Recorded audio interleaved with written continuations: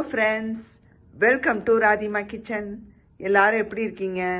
இன்னைக்கு வந்து கேபேஜை வச்சு ஒரு ஸ்டஃப்டு பராத்தா பார்க்க போறோங்க. நல்ல ஸ்பைசியாகவும் டேஸ்டா இருக்க போது ஃபில்லிங்காகவும் இருக்கும். இதை வந்து இப்போ நான் டின்னர் ரெசிபிக்கு பண்ண போறேன். இதை வந்து நீங்க ஆஃபீஸுக்கு கூட நீங்க இதே மாதிரி ஆஃபீஸுக்கு கூட நீங்க பண்ணி எடுத்துட்டு போகலாம். தொட்டுக்கு எதுவுமே தேவையில்லைங்க. பீஸா மாதிரி அப்படியே நீங்க ஸ்லைஸ் பண்ணி சாப்பிட்டுட்டே இருக்கலாம். ஸோ இது எப்படி பண்ணலாம், இதுக்கு என்னென்ன தேவைன்னு பார்த்துக்கலாம் வாங்க. ஸோ இதுக்கு வந்து நான் ஒரு கால்வாசி முட்டைக்கோஸ் எடுத்து, ஒரு பெரிய முட்டைக்கோஸில் ஒரு கால்வாசி எடுத்து நான் நல்லா பொடியாக நறுக்கி வச்சுருக்கேன். இதை வந்து நீல வாக்குலையும் கட் பண்ணிக்கலாம், அது உங்களுடைய சாய்ஸுங்க. நான் வந்து பொடியாக நறுக்கி வச்சுருக்கேன்.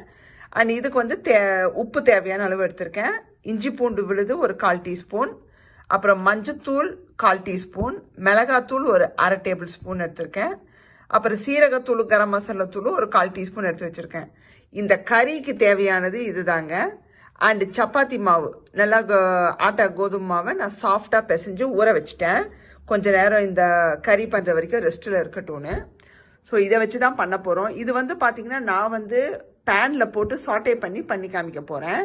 இந்த மசாலா எல்லாம் இந்த கறியில் ஆட் பண்ணி, அதே வந்து நீங்கள் பச்சையாக அப்படியே தூக்கி அந்த முட்டைகோஸில் நீங்கள் அந்த மசாலாவை போட்டு மிக்ஸ் பண்ணி பச்சையாக கூட நீங்கள் பண்ணி ஸ்டஃப் பண்ணி பண்ணலாம். பட் இதை வந்து குக் பண்ணி பண்ணும்போது இன்னும் கொஞ்சம் ஃப்ளேவராகவும் இருக்கும், அந்த பச்சை வாசம் போய் ரொம்ப நல்லாயிருக்கும். ஸோ அந்த செகண்ட் மெத்தட் தான் நம்ம பார்க்க போகிறோம். ஸோ இதுதாங்க தேவையான பொருட்கள். வாங்க ரெசிபிக்குள்ளே போகலாம். இப்போ மெயின் ரெசிபிக்குள்ளே போயிடலாங்க. நான் சொன்ன அந்த இன்னொரு ஸ்டெப்பு தாங்க இது. நம்ம பேனில் வந்து இந்த மாதிரி ஒரு ஃப்ரை பேன் வச்சுக்கோங்க.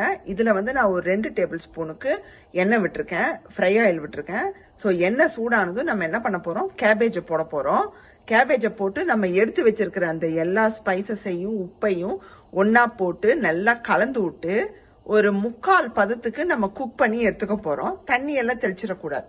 3/4 பதத்துக்கு மூடி போட்டு நல்லா குக் பண்ணி எடுத்துட்டு ஆற வச்ச பிறகு அதுக்கப்புறமா நம்ம அந்த கோதுமாவில் ஸ்டஃப் பண்ணி நம்ம வந்து டோஸ்ட் பண்ணி எடுக்க போகிறோங்க.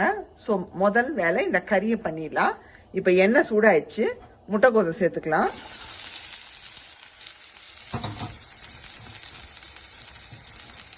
ஸோ நீங்கள் இந்த மெத்தடில் பண்ணீங்கன்னா உங்களுக்கு முட்டைக்கோஸ் வந்து நல்லா சாஃப்ட் ஆயிரும். அதுக்கப்புறம் நீங்கள் ஸ்டஃப் பண்ணும்போது ரொம்ப ஈஸியாக இருக்கும். லைட்டாக எண்ணெயில் கலந்து விட்டுக்கலாங்க.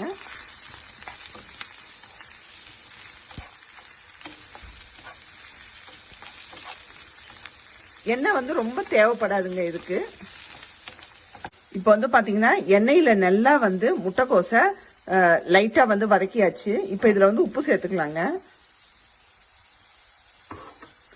அடுத்தது இஞ்சி பூண்டு விழுது சேர்த்துருங்க. அதுக்கப்புறம் நம்ம எடுத்து வச்சிருக்கிற இந்த மிளகாத்தூள், மஞ்சத்தூளை உள்ள சேர்த்துருங்க.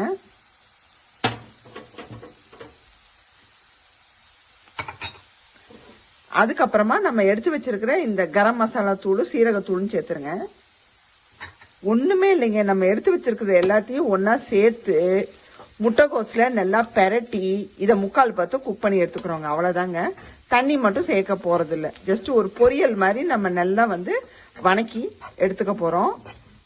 இப்போ பார்த்தீங்கன்னா நல்லா சாட்டே பண்ண பிறகு நான் லிட்டு போட்டு மூடிட்டேங்க. ஸோ நம்ம அந்த உள்ள வந்து வேர்த்து தண்ணி இதாகும் பார்த்தீங்களா, அதுலேயே வந்து அது லைட்டாக குக் ஆயிரும். அதே சமயம் முட்டைக்கோஸ் வந்து ரொம்ப டைம் எடுத்துக்காது, டக்குன்னு குக் ஆயிரும். ஒரு 10 நிமிஷம் இந்த மாதிரி மூடி வச்சிருங்க. இப்போ வந்து பார்த்தீங்கன்னா நான் தண்ணி சேர்க்கவே இல்லைங்க. அந்த மூடி போட்டு மூடி வச்சோம்ல லிட்டு போட்டு, அதில் வந்து அந்த வேர்வை இதுலேயே வந்து நல்லா வெந்துருச்சுங்க. உங்களுக்கு அப்படியே கறி வந்து அந்த தண்ணி தான் பார்த்தீங்கன்னா உங்களுக்கு அப்படியே ஒரு தொக்கு மாதிரி வந்துருச்சு. இது வந்து இப்போ என்ன பண்ண போறோம்னா, நல்லா வெந்த பிறகு இந்த மாதிரி கேஸ் ஆஃப் பண்ணிட்டு இதை இன்னொரு பவுலில் ஷிஃப்ட் பண்ணி நல்லா ஆற வச்சிருங்க. இப்போ பார்த்தீங்கன்னா நல்லா ஆறிடுச்சுங்க. நம்ம பண்ண அந்த ஸ்டஃபிங் வந்து நல்லா ஆறிடுச்சு. இப்போ வந்து நம்ம ரோல் பண்ணி நடுவில் ஸ்டஃப் பண்ணிக்கலாங்க. உங்களுக்கு எந்த சைஸ் வேணுமோ அந்த சைஸ் எடுத்துக்கோங்க. கொஞ்சம் பெருசாக எடுத்துக்கோங்க, அப்போதான் வந்து நம்ம ஸ்டஃப் பண்ண வசதியாக இருக்கும்.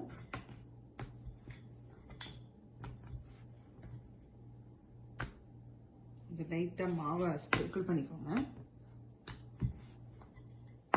இந்த மாதிரி ரோல் பண்ணிட்டு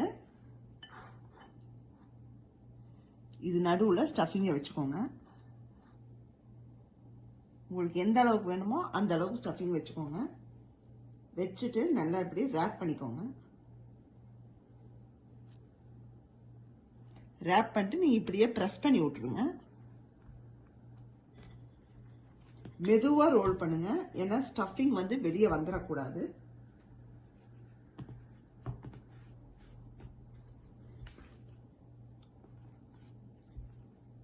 இல்லை ஸ்லோவாக ஸ்டஃப் பண்ணிக்கோங்க. மாதிரி ரோல் பண்ணி எடுத்துக்கோங்க. ரொம்ப தின்னாக ரோல் பண்ண முடியாது, ஏன்னா ஸ்டஃபிங் கொஞ்சம் வெளியே வரும். ஸோ இந்த மாதிரி திக்காக பண்ணி வச்சுருங்க. இதே மாதிரி இன்னொன்னையும் பண்ணிடலாம், உங்களுக்கு அதுவும் காமிக்கிறேன். சேம் அதே மாதிரி மாவில் கொஞ்சம் ரப் பண்ணிக்கோங்க. இப்போ இன்னொரு மெத்தட் வந்து பார்த்தீங்கன்னா, ஸ்டஃபிங்கை வந்து நடுவில் வச்சு இன்னொரு பராத்தாவை மேலே வச்சு நம்ம க்ளோஸ் பண்ணுறது கூட ரொம்ப ஈஸிங்க.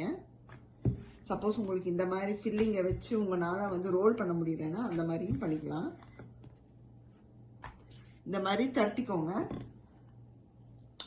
இதுக்கு நடுவில் ஸ்டஃபிங்கை இப்படி ஸ்ப்ரெட் பண்ணிக்கோங்க.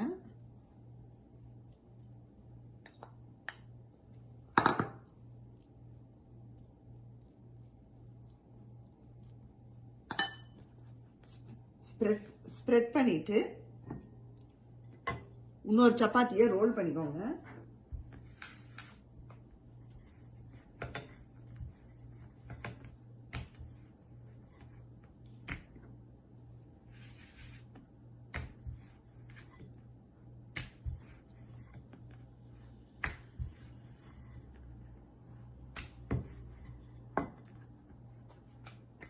இந்த மாதிரி ரோல் பண்ணிட்டு இப்போ டாப் சைடில் இப்படி வச்சு நல்லா க்ளோஸ் பண்ணி விட்டுருங்க.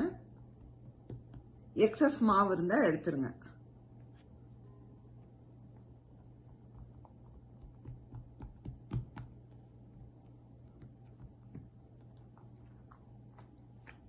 ஸோ பார்த்தீங்கன்னா இது ஒரு டைப்பு. ஆல்ரெடி நம்ம நடுவில் வச்சு அப்படியே ரோல் பண்ணி திரட்டுறது இன்னொரு டைப்புங்க. ஸோ 2 மெத்தட் காமிச்சிருக்கேன். இப்போ வந்து நம்ம ரெண்டையும் டோஸ்ட் பண்ணி எடுத்துடலாம். இப்போ பார்த்தீங்கன்னா டோஸ்ட் பண்ணதை பேனில் போட்டாச்சு. நல்லா சப்பாத்தியை நார்மலாக எப்படி நீங்கள் வந்து டோஸ்ட் பண்ணுவீங்களோ அந்த மாதிரி டோஸ்ட் பண்ணி எடுத்துக்கோங்க.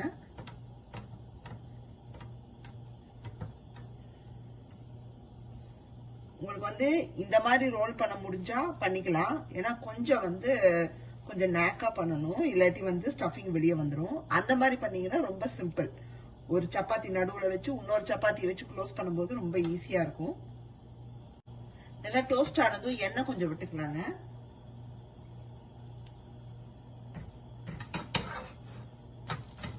நல்லா 2 சைடு எண்ணெய் கொஞ்சம் விட்டுக்கோங்க.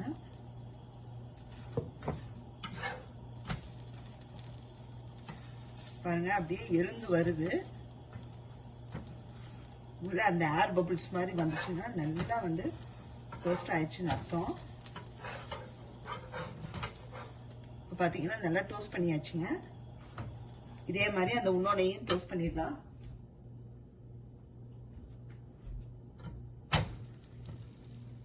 இந்த பராத்தா வந்து பாத்தீங்கன்னா உங்களுக்கு 2 சாப்பிட்டாலே போதுங்க, நல்லா ஃபில்லிங்கா இருக்கும். பாருங்க சூப்பரா டோஸ்ட் ஆயிடுச்சு. உங்களுக்கு அப்படியே வந்து லைட்டா ஏர் பபிள்ஸ் மாதிரி வருது பாருங்க. பாருங்க எவ்வளவு நல்லா டோஸ்ட் ஆயிடுச்சுன்னு. இப்போ வந்து நம்ம சர்வ் பண்ணிடலாங்க. சூப்பரா ரெடி ஆயிடுச்சுங்க இந்த கேபேஜ் ஸ்டஃப்டு பராத்தா. உங்களுக்காண்டி நான் சாப்பிட்டும் காமிக்கிறேன். பாருங்க எவ்வளோ சாஃப்டா இருக்குன்னு.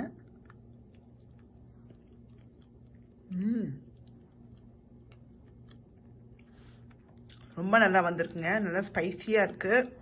இதுக்கு தொட்டுக்க எதுவுமே தேவையில்லை, அப்படியே நம்ம சாப்பிட்லாம். வேணும்னா நீங்கள் ரைத்தா ஏதாவது கூட வச்சுக்கலாம். இந்த வீடியோ கண்டிப்பாக உங்களுக்கு பிடிச்சிருக்குன்னு நினைக்கிறேன். பிடிச்சிருந்தா லைக் பண்ணுங்கள், ஷேர் பண்ணுங்கள். சப்ஸ்கிரைப் பண்ணாதவங்க ராதிமா கிச்சனை சப்ஸ்கிரைப் பண்ணிடுங்க. மறக்காமல் பெல் பட்டனை கிளிக் பண்ணிடுங்க. அப்போ தான் நான் போடுற வீடியோஸ் எல்லாம் உங்களுக்கு வந்து சேரும். Meet you next recipe. Bye.